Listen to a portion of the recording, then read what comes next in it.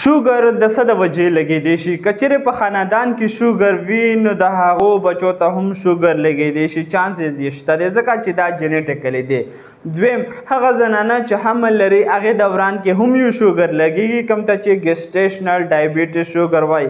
خو چې کله دا حمل یعنې پریګنینسي ختم شي نو د هغې نه بعد دا شوګر ورسره ختم شي. خو که چیرې دا زنانه د 35 سال نه واوښته او دا د خپل خوراک او د صحت خیال نه ساتي نو دې ته بیا ټایپ 2 ډایبیټس ملایټس شوګر لګېدی شي.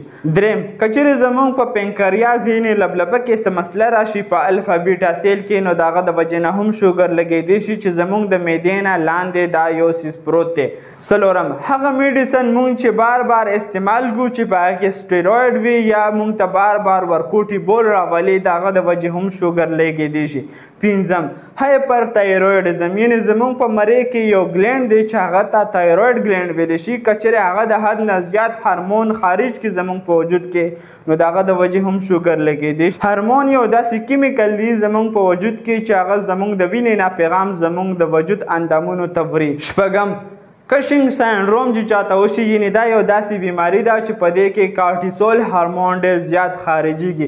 کارټیسول هارمون ته سټریس هارمون هم وایي، یعنې چې کله په انسان باندې څه ټینشن، ډپریشن، بوج وغیره راشي نو په هغې دوران کې دا خارجېږي. که چیرې د انسان په وجود کې دا ډېر زیات خارجېدل نو د دې نه هم شوګر لګېدی شي. نو که چیرې چاته شوګر وي نو کوم داسې پرهیز او احتیاط وي چې د هغه په بیس باندې د دې شوګر کنټرول هم کیدی شي او ختمېدی هم شي.